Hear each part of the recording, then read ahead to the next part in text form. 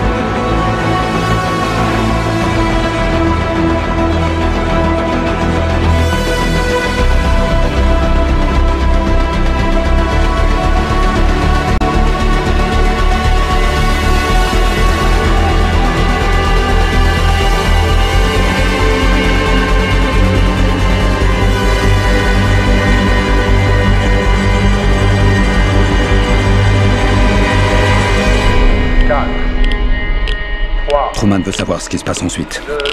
Ensuite ?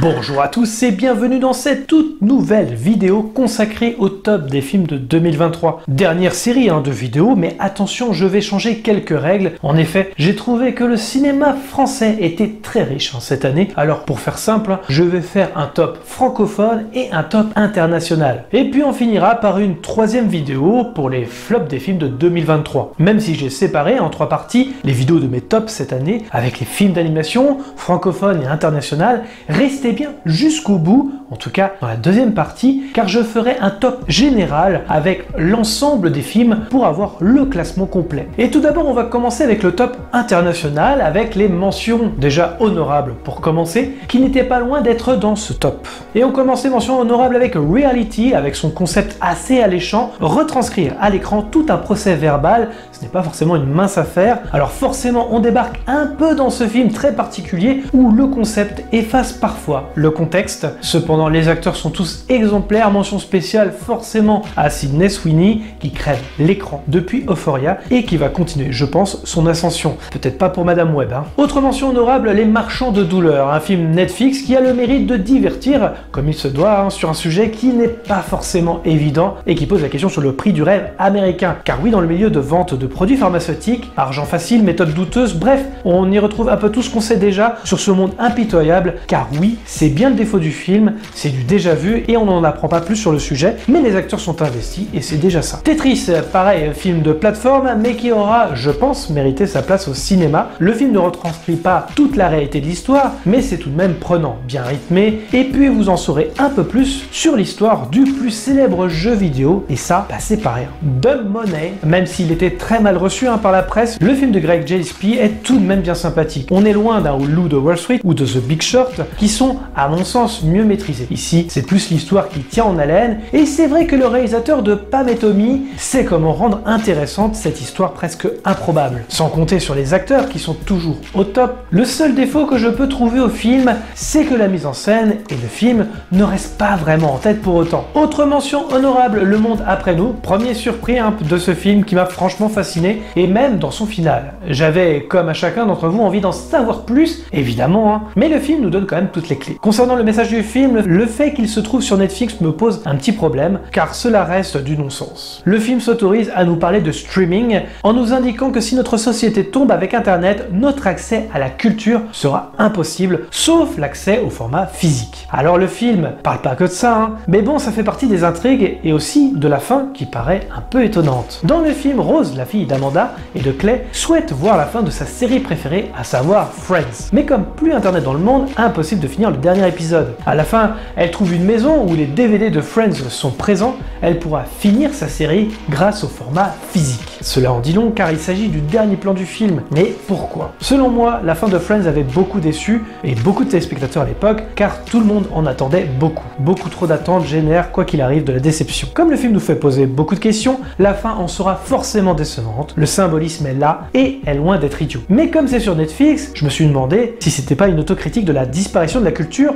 du format physique, car ils ont contribué à sa disparition, mais en réalité, c'est plus cynique que ça. La volonté de Netflix, un peu comme Space Jam avec HBO, c'est de vous diriger vers un autre contenu sur la plateforme, de vous donner envie de découvrir ou de redécouvrir Friends. Sinon, le film est très inégal et fonctionne en évoquant la manipulation et la désinformation, c'est forcément intéressant. Misanthrope, film que tout le monde m'a conseillé, cool et plutôt bien écrit, après je trouve pas que c'était une dinguerie non plus, en toute honnêteté. Les Gardiens de la Galaxie volume 3, alors il n'est pas non plus dans mes tops, mais je dois avouer qu'il s'agissait en effet de ce qu'il y avait de meilleur en termes de live action de super-héros. Après, la concurrence ne fut pas rude.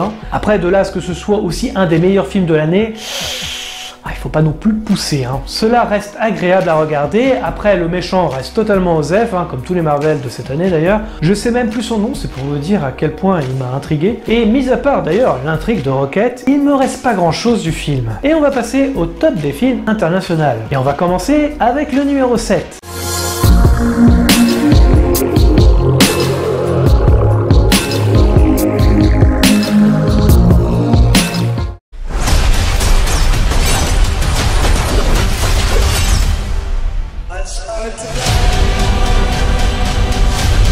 Numéro 7, John Wick, chapitre 4. John Wick découvre un moyen de vaincre l'organisation criminelle connue sous le nom de la Grande Table. Mais avant de gagner sa liberté, il doit affronter un nouvel ennemi qui a tissé de puissantes alliances à travers le monde et qui transforme des vieux amis de John Wick en ennemis. Déjà évoqué dans mon bilan de la mi-année, la quadrilogie restera dans les mémoires et ce quatrième opus est toujours aussi dingue par sa mise en scène, ses chorégraphies, une conclusion presque parfaite, même si d'autres projets semblent dans les cartons. Pourtant, pas fan du genre à la base, John Wick a su se démarquer et restera dans les mémoires. Petit défaut tout de même, un petit peu longuet par moment. Et maintenant on va passer au numéro 6.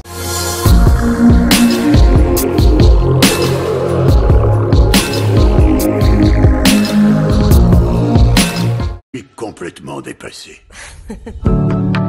Je me disais que si on trouvait des trucs sympas à confectionner, on pourrait même passer dans l'émission pour les investisseurs. On dirait « Salut les associés !» Oh, je savais que cette idée te plairait. Numéro 6, A Good Person. La vie d'une jeune femme se brise suite à son implication dans un accident mortel. Quelques années plus tard, sa relation inattendue avec son futur beau-père l'aide à y reprendre goût. Alors c'est un film qui est réalisé par Zach Braff et il existe d'ailleurs une vidéo sur la chaîne vis-à-vis de son cinéma. Et pour compléter mes dires sur ce film. En toute honnêteté, je ne pensais pas que ce film irait dans mes tops. Je m'attendais en vérité plutôt à rien. Surtout que le film sortait directement en VOD et non au cinéma, ce qui n'annonce en général rien de bon. Cette histoire est très touchante et on n'a pas vu ça depuis son premier film Garden State. La reconstruction, l'addiction, des messages sur la vie qui peuvent être pompeux par moments, mais qui arrivent à toucher la corde sensible. Porté par Florence Pugh, qui montre toute sa fragilité dans son personnage. Morgan Freeman, qui a déjà été dirigé par Braff, montre comme toujours son talent inégal d'acteur. C'est un film aussi qui parle du deuil, donc soyez prévenus. Et maintenant numéro 5.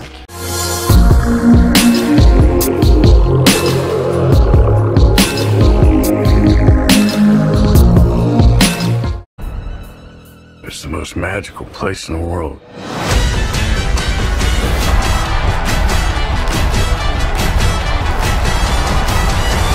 Numéro 5, Babylon. Los Angeles des années 20, récit d'une ambition démesurée et d'excès les plus fous. Babylon retrace l'ascension et la chute de différents personnages lors de la création d'Hollywood. Une ère de décadence et de dépravation sans limite. Alors il existe une analyse complète sur le film que j'avais sorti en janvier, si vous voulez un avis plus détaillé sur le film. En tout cas, certains pensent qu'on en fait beaucoup trop vis-à-vis de ce film. En effet, les USA l'ont un peu plutôt boudé, alors qu'en France, il a été acclamé. Le film de Damien Chazelle est pour moi son meilleur avec Whiplash. Certes un peu long pour parler de cette fresque hollywoodienne qui fait presque écho au tracas d'aujourd'hui. Je pense toujours que le film fonctionne pour le public français car l'apparition du son au cinéma, ou quelles que soient les nouvelles technologies qui entraînent aussi les dérives d'un système qu'est celui du cinéma, il y a les dérives mais aussi les technologies qui font avancer le cinéma et nous fera vibrer dans la salle et nous marquera à vie. On parle de l'apparition du son, mais on aurait très bien pu parler aussi de l'arrivée des IA pour la fabrication d'un film, où les acteurs par exemple deviennent inutiles. Et bien le message resterait le même. Ce qui est drôle, c'est que plus tard dans l'année, cette critique restera valable lors de la grève des scénaristes et des acteurs. Si on se tient au côté un peu plus littéral de Babylon, Damien Chazelle revient sur une industrie totalement chamboulée par la nouveauté, où faire un film n'est plus la même chose que produire un film muet, où de nouveaux métiers émergent, mais remplis de contradictions, avec les conditions que cela impose aux équipes. Babylon raconte beaucoup de choses et reste très intéressant, mais aussi divertissant sur le train de vie hollywoodien. Bref, j'ai envie de dire, faites votre propre avis. Évidemment, ce film ne plaira pas à tout le monde. Moi, en tout cas, je le recommande.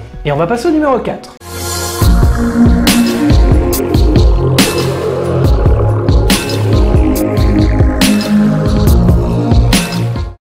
Can you find the wolves in this picture?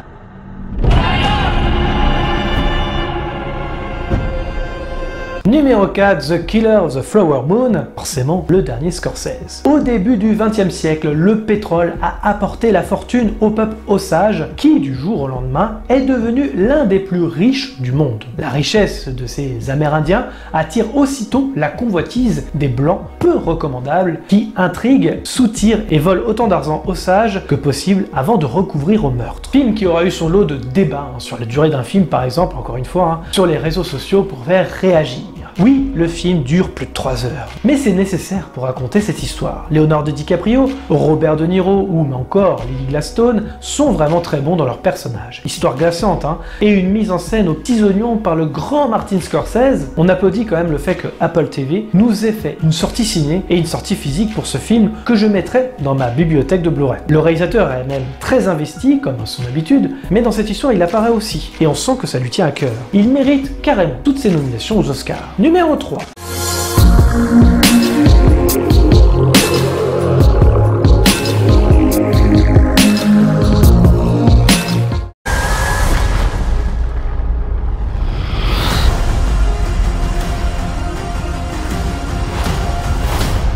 Numéro 3, The Creator. Dans un futur proche, les humains et intelligence artificielle se livrent une guerre sans merci. Soldat américain infiltré en Asie, Joshua est séparé de sa femme Maya au cours d'un assaut. Supposant que celle-ci est décédée, il rentre aux États-Unis complètement dévasté. 5 ans plus tard, l'armée lui demande de revenir sur le terrain. Craignant qu'une puissante intelligence artificielle n'ait créé une arme qui permette à l'Orient de gagner la guerre qu'elle livre à l'Occident. Sentant son utilisation proche, elle souhaite qu'il la trouve mieux et la détruisent. Ayant eu l'air de coûter plus cher que The Flash, on peut tout de même parler de petit budget, avec des effets spéciaux qui font plaisir aux yeux. Si l'histoire semble assez simple et prévisible, l'univers dépeint par Gareth Edwards m'a séduit. Avec des décors naturels et très cyberpunk, j'ai voyagé et les enjeux fonctionnent tout autant au point d'être totalement investi dans l'histoire. Chaque visuel, il m'arrivait plusieurs fois d'être bouche bée devant le grand écran. On évoque les IA, mais cette fois-ci en mode gentil. De sorte à nous remettre peut-être en question sur nous et notre humanité. Question déjà soulevée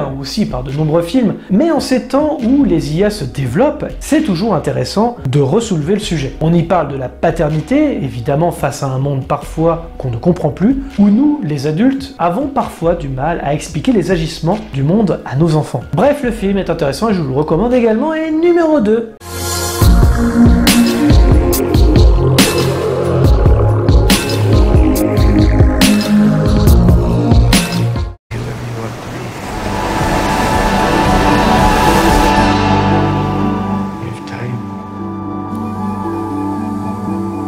Numéro 2, After Sun. Avec mélancolie, Sophie se remémore les vacances d'été passées avec son père 20 ans auparavant. Les moments de joie partagés, leur complicité, parfois leur désaccord, elle repense aussi à ce qui planait au-dessus de ces instants si précieux. La sourde et invisible menace d'un bonheur finissant. Elle tente alors de chercher parmi ses souvenirs des réponses à la question qui l'obsède depuis tant d'années. Qui était réellement cet homme qu'elle a le sentiment de ne pas connaître? Alors de même que pour Babylon, une vidéo est disponible sur la chaîne un peu plus dans le détail, qui ne manque pas d'idées de mise en scène. Charlotte Wells est une artiste à suivre sans aucun doute. Pour aller plus loin, After Sun est un des films de cette année qui m'a fait rappeler pourquoi j'aime autant le cinéma et pourquoi je m'éloigne peu à peu du système de contenu que nous impose Netflix ou encore Amazon en termes de films. Pourquoi je me déplace dans une salle obscure afin d'être totalement investi dans cette histoire qui aura été la plus bouleversante de cette année 2023. Et encore une fois, je vous invite à aller voir ma vidéo qui va vraiment dans le détail. Numéro 1.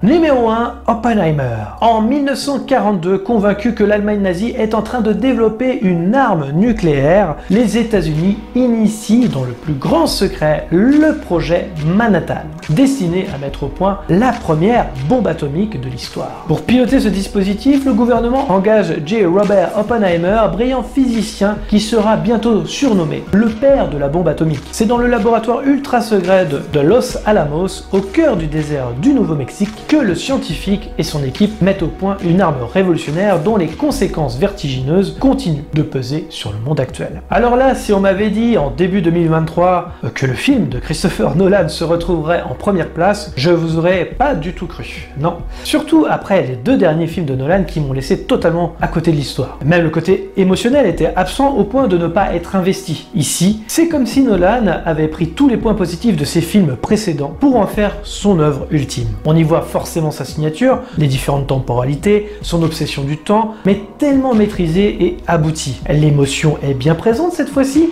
me rappelant le Nolan de ses débuts, comme il agissait par exemple sur The Dark Knight, Insomnia ou encore Memento. Un film qui ne repose pas non plus uniquement sur son concept. Il y a un peu d'Interstellar aussi, sans trop en faire, et même si il s'écoute beaucoup parler, le film me transporte, et c'est un des films que j'ai vu le plus cette année, dans cette année 2023. Nolan signe aussi la meilleure fin de tous ses films réunis, emmenant un message un peu pessimiste sur l'humanité, sur un personnage historique et fascinant. Ayant rapporté pas loin du milliard pour un biopic, où je suis loin d'être client de tout ce qu'il y a dans le film en plus, mais le film m'a beaucoup plu. L'ensemble des acteurs, son histoire, son montage, sa mise en scène, bref, un des meilleurs Nolan depuis fort longtemps. Alors il s'agit évidemment d'un top personnel, encore une fois, n'hésitez pas à mettre le vôtre en commentaire, je serai ravi de vous répondre et d'échanger avec vous. Merci à tous d'avoir regardé cette vidéo, je précise qu'il s'agit d'un avis et non d'une pensée unique. Pensez à liker, commenter, mettre un pouce bleu et d'activer la cloche pour ne rien rater. Nous sommes dispo sur les réseaux sociaux Facebook, Twitter, Instagram, les liens sont dans la description. Nous sommes également disponibles sur toutes les plateformes de podcast. Je vous invite donc à vous abonner quelle que soit la plateforme et de laisser un commentaire, nous y répondrons avec plaisir. Dans tous les cas, rendez-vous dans les salles obscures pour de nouvelles aventures. Bonne soirée à tous.